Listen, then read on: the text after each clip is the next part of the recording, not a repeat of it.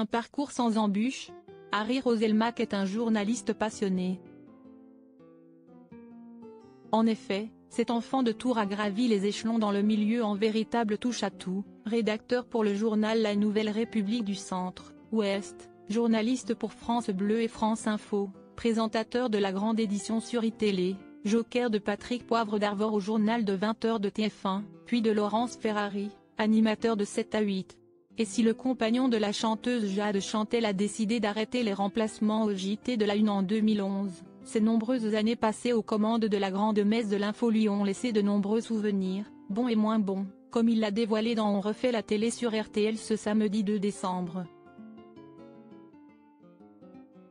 Invité pour faire la promotion de son ouvrage Il n'est pas trop tard pour naître, paru aux éditions Jouvence, Harry Roselmack est aussi revenu au micro de Jade et d'Éric Dussard sur un JT qui aurait pu tourner à la catastrophe. Il m'est arrivé un truc en télé. J'arrive pour le 20h, mais j'étais à la bourre et je lance les impressions de mes feuilles. Mais comme j'étais en retard, je pars sans mes feuilles m'installer, pensant qu'il y aurait un double ou qu'on allait me les rapporter. Malheureusement, une fois installé en plateau et prêt à prendre l'antenne, le papa d'Omaya, Yanaël et le roi a fait face à une nouvelle déconvenue. J'arrive en studio, je n'ai pas mes feuilles et le prompteur n'était pas allumé. Fin de la météo, le générique du JT commence, je ne sais pas ce que je vais raconter.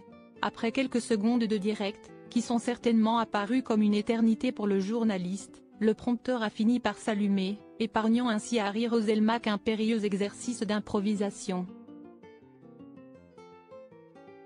Supérieur à Léa Salamé, Pascal Praud, Anne-Sophie Lapix.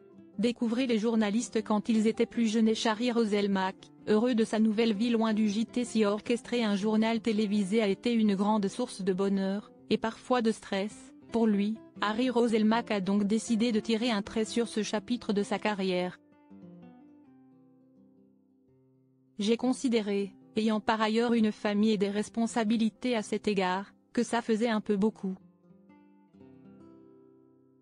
J'ai donc décidé d'arrêter le poste dont je n'étais pas le titulaire.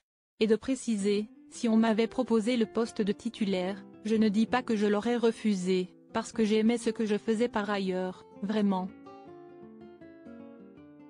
Néanmoins, l'ancien époux de Chris Lane a écarté la possibilité de reprendre un jour du service. C'est fini, je vais vers d'autres horizons. Je m'épanouis vraiment dans ce que j'entreprends aujourd'hui et représenter un JT, ça ne m'intéresse pas. Article écrit en collaboration avec 6 médias. Crédit photo, capture d'écran RTL.